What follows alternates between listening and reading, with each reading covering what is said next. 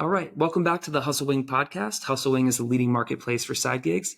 This week, I'd like to welcome Dan Green, serial entrepreneur and CEO of homebuyer.com. Dan, thank you so much for being here with me today. Hello, how are you? Great, I'm doing fantastic. I know a little bit about Homebuyer, but I'm sure our audience doesn't know too much. I know there are some people just looking through my LinkedIn that actually do follow you guys. So a decent amount of people will be familiar, but some people won't. So what is homebuyer.com? We're a mortgage lender for first-time homebuyers. Got that down to about 8 words. That we're a mortgage lender for first-time homebuyers. Excellent. Can you give us a bit of an elevator pitch, to some of those first-time homebuyers? How would you position the product? What makes it unique versus a traditional lender? Sure. So we're backed by federal license. We are a mortgage lender, right? You buy a house, we're bringing money to the closing. We're a mortgage company. What makes us different is that we specialize and focus on first-time homebuyers. So we don't do refinances. We don't do construction loans. First-time homebuyers are just have a different mentality and a different approach to buying a house. So that's where our focus is. First-time homebuyers. That's right there in our name, homebuyer.com. So do you push FHA loans for everything? Look, I'm just kind of kidding when I ask that. But what are some of the specific challenges that kind of drove you to address this market? Because it's a very niche part of the lending market, right? I'm going to go back to the first thing about FHA loans and say no. FHA loans, of all the mortgage products that are available to first-time homebuyers, an FHA loan is actually the catch-all. There is a hierarchy of mortgage loans that you would I don't want to say from best to worst, but many times a first-time homebuyer is looking to minimize their down payment. The FHA requires a 3.5% down payment. That happens to be the most of the first-time homebuyer type programs. There's a program called the Conventional 100. Doesn't require anything down. You have a USDA loan, which is available in less populated parts of the country. That's also nothing down if you are a military veteran or a spouse. You also have a VA loan, which is nothing down. Through Fannie and Freddie, you have the Conventional 97. That's a 3% down payment for people whose credit score is a little bit above average. You also have Home Ready and Home Possible. Those are home affordability products that only require 3% down, depending on your income being just a little bit over, no more than a little bit over the area median income. So then there's the FHA. So when we have this hierarchy in terms of cost or in terms of availability, it actually goes Conventional 100. Then you have USDA, VA, Convention 97, Home Ready, Home Possible. Then you have FHA. So I didn't want to leave that unchecked because that's one of the things. It's one of the reasons why we're here is that there's so much. I don't want to, misinformation is not the word, but we all have these stories about buying a house that have been kind of chirped in our head from our parents and their parents about what it takes to buy a house. And the reality is that it's much easier, it's much more accessible than it's been in the past. So we're here to help homebuyers, aspiring homebuyers, get to the point of homeownership. Great question. Sorry, there's another part of that, but then you got me going on the mortgage side. Well, now I have another question I want to ask. Before I ask about, so our community is side hustlers. They're people looking for contract work. And before I go down that road, though, I did have one other question in regards to homebuyer. It sounds like you guys really, two questions really. You guys kind of tailor the product to the person, right? If they're a military person, you might steer them towards that VA specific product. And so you kind of work directly with them to find the solution that fits best for them. Is that right? Yeah, steering is a bad word in finance. What we'll do is we'll present the options, and steering has a negative connotation. But yes, if you are military, what we'll be able to show you is that the VA loan, with your VA benefits, that this may be the least expensive way to get into homeownership. Do you find it? The other part of the question I wanted to ask is, it's as a business model, is it challenging because it's like you have. Every time you get a lead, you kind of can't nurture that lead into something else because they move on, they buy their first time lending opportunity with you, and then they move on, and you've done all this work in educating this buyer. Is that hard for you? How do you guys see that? Really great question. What I will tell you, and I've been a mortgage lender for 21 years now, is that first-time home buyers know other first-time home buyers, and unlike buying a T-shirt. I'm wearing a homebuyer.com T-shirt, which is out of frame, but I'm going to buy these T-shirts once or twice a year, I'm going to refill, our supply, unlike buying, it's school season, right? And buying school supplies, we do that every year. When people are buying a home, that's something that only happens about once every 10 years. And so the idea of having a repeat customer is not something that's part of the major business plan. Where we think about more is who are we helping, how great of a job are we doing, and how many people are they going to tell? Because word of mouth just the same as with contractors, right? Many business owners don't know where to find, who's going to be my SEO specialist, who can work a database, who knows how to do ChatGPT prompt, who can give me whatever, fill in the blank of whatever it is that they need. And so oftentimes it's word of mouth. And you'll ask somebody, hey, who do you know that does this well? It's the same thing in our business. Who do you know that can help a first-time home buyer that has good product, that has willing to spend the time, or has great low rates? Yeah, cool. That makes a lot of sense from that perspective. I always wondered, so I'm glad I got to ask. Now I will segue into the help question. Obviously, our community is side hustlers. What projects are you guys currently working on, or maybe will be working on in the future, where you could see yourselves maybe needing some extra muscle, in terms of some hourly work or some of these smaller project contract side hustle work? You can see around. So I'm in our studio right now. One of the major projects is, boy, do we have to fix our lighting and change our setup and figure out how do we make the studio look better. And this has been one of those things that I don't have a lighting specialist. There's a big light that's right here. There's you see this boom mic hanging from the ceiling. I got all this stuff around here. This setup is kind of what we're able to put together with some help from friends, but certainly not from professionals. And that's a project, right? How do you find somebody who understands even getting the camera right? How do you make yourself look like you have professionals to do that? That's always one thing. We also have a wall of all of our Post-it notes where we're moving projects around and trying to figure out what do we do next and how do we prioritize. Big thing that this will kind of about our business. And so mortgages is a strange thing because it's almost a commodity, right? Every mortgage company is pretty much selling the same product and the same rates, pretty much. There's some variance, but pretty much. So what makes one company different from the other? It's design, or how does your website make somebody feel? So design is one of those things that you always have to contract out. You can't be constantly redesigning your website. So what do? You find somebody who has that is whatever happened. It's happening up there. Didn't come through the ceiling, so that's good. If something starts falling through the ceiling, then we'll know that was really bad. Having a design, right, and understanding the zeitgeist of the new customer UX, that's a very big deal, and that's something that comes around every 9 to 12 months. You have to reevaluate, what are you doing to convert your users? They're here, and you earn this traffic. Now, how do you get them to take the next step? Buying a house, or getting pre-approved, or even just putting themselves on a mailing list. That's one. There's never enough engineering resources, right? You have so many projects and so many things you want to do, and you have major projects, and then you have one-offs. The one-offs could be, it might be an integration into a CRM. It might be building a better chatbot, things like that. And like I said, there's a whole list, and every business owner that I know and I work with, everybody always has it's just like projects around the house.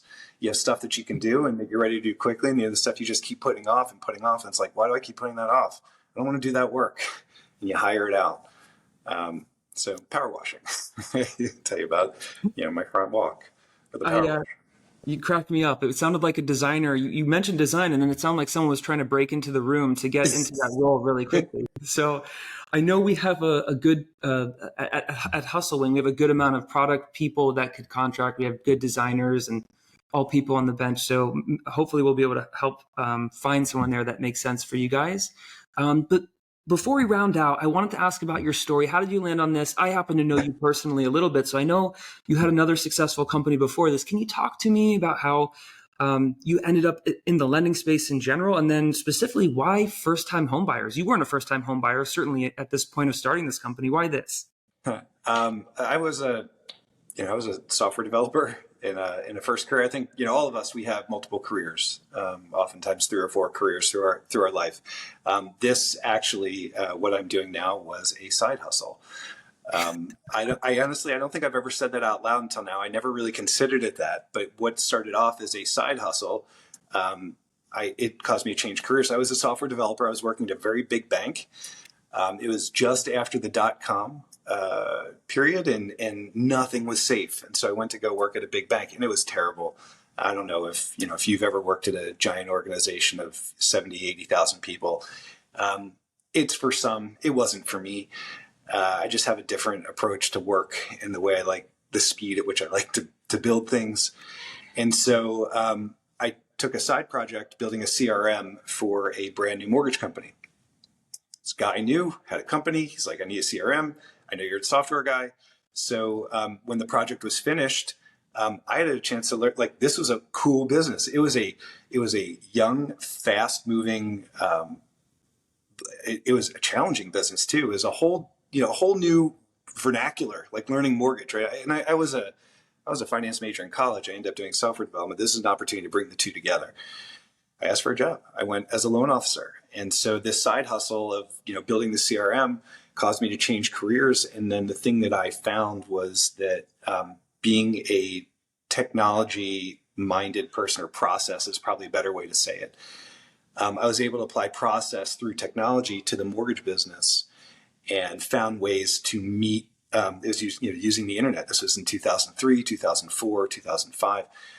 Using ways to meet new customers in ways that my competitors weren't. I think those opportunities still exist in a lot of businesses today. There's still a lot of business that's done belly to belly that could reach bigger scale, to acquire customers online. I'll bet a lot of people watching today have business, know businesses that are solely getting their customers online, right? That's what I ended up doing. So where all my colleagues were going to meet realtors in their offices and going to open houses and bringing donuts and things like that. I was building a website that was generating leads, trying to bring in leads. And the thing that I found was that first-time homebuyers were wonderful customers because they had open minds and they had a goal, right? Somebody who's looking to refinance, to lower their rate, they don't care. And I don't mean like they don't care about me, but like they don't care. Like maybe they need to refinance or maybe they don't. But a home buyer has a totally different mentality. It's somebody who wants to get to the next phase of their life, right? Maybe they're getting married or having children. Maybe it's somebody who has just moved to a new city for a job. There could be any number of reasons, but they're all highly emotional and people are driven to it, and everyone is pushing towards this goal. And there's such a mentality, like we've got to get this done and it's important for our life. And that was the thing that I kind of glommed onto. And it is really cool to be a part of that. And so the weirdest thing is that mortgage lenders don't typically like first-time home buyers, right? Because they might take 6 to 9 months to buy a home. They may have a lot of questions. They don't move quickly like a refinance, right? A refinance happens like that. Purchases take time to develop. But those are the kind of things that through software, through process and technology, I was able to kind of cultivate that. And it's a niche market. Works out great. So that website that I had built to harness those customers, it ended up bringing the attention of a really large company that came in, made an acquisition offer. I sold that business, and so my side hustle turned into the sale of a company. It was a great sum, and when my earnout was over and my non-compete was done, set out to build version 2.0, and that's what we're doing here.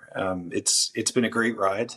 It's a wonderful market. We've had a ton of support, and as contractors are a big part of what we do. I've learned to keep a lean company, to hire in for spots where you need to. I think as every entrepreneur would do, is you overhire the first time through and you realize, well, that was a bad use of money. Instead, you learn the second time through. Instead, you make smart decisions in small pockets of your business. And, even with accounting is even a great one too, right? To find temporary accountants instead of having somebody full-time. Even if you think of attorneys are contractors in a lot of ways. So, you outsource for counsel. These are all parts of running a business. And, it's been a part of our success. Yeah, I love the model. And you'd be surprised how many folks aren't necessarily going with that more bootstrap model. Even if they're a bootstrap company, they might hire way more full-time folks than they think they should, because their network of, advisors or whatever, it's like, oh, you got to have this person full-time or whatever. I've seen that happen too. Yeah. So I love your story. It's almost like the American dream story. It's like the side hustle becomes full-time thing, becomes acquisition. It sounds incredible. Before we wrap out, there's two things I want to do. I want to let folks know where they can find you. You put a lot of content out on your own, some really good advice content for first-time homebuyers. Where can they find that? And then there's one other thing that I wanted, which is your top piece of advice in this housing market that you would give to a first-time home buyer. Let's put that nugget in here too. Let's start with the advice first, because that's the fun stuff. The best advice for any first-time home buyer, this is not just this market, this is always, is that before you do anything else, determine what you're comfortable paying every month.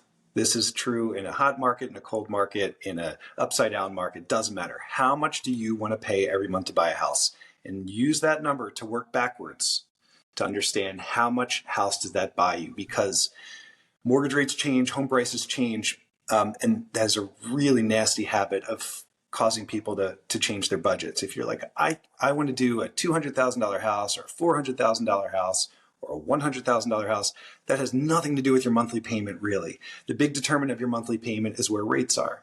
So say, like, I'm comfortable paying $1,000 a month, $1,500 a month, $3,000 a month, whatever your number is. Know that number, and then no matter what the market is doing, you can translate that into how much house you can buy. That way you always stay in budget. You make sure that you don't overextend yourself. And then I'd say part B of that is understand, as we said at the beginning, that you don't need 20% down to buy a home. What's most important is that you're comfortable with your payment. And if your payment is comfortable for you, the down payment is not really material. It's about having a comfortable monthly payment. I say that to everybody, because if you go to the bank and you're like, how much house can I afford? They're always going to tell you the maximum that they think you can. And that's not going to necessarily be your budget. So have your number, work backwards from there. And we have more tips like this in the segue in the next part. Homebuyer.com/subscribe. You can sign up for our newsletter. That is one way to get information. We're on YouTube. I do a fair amount of videos there, and a couple times a week, and also short and long form videos. Lots of places, just trying to get information out as best we can. Yeah, I get a crack out of them. I consume a lot of them on LinkedIn, so keep them coming. Oh, cool. And Dan, thank you so much for being here with me today. A pleasure as always. And awesome to see you. Yeah, likewise.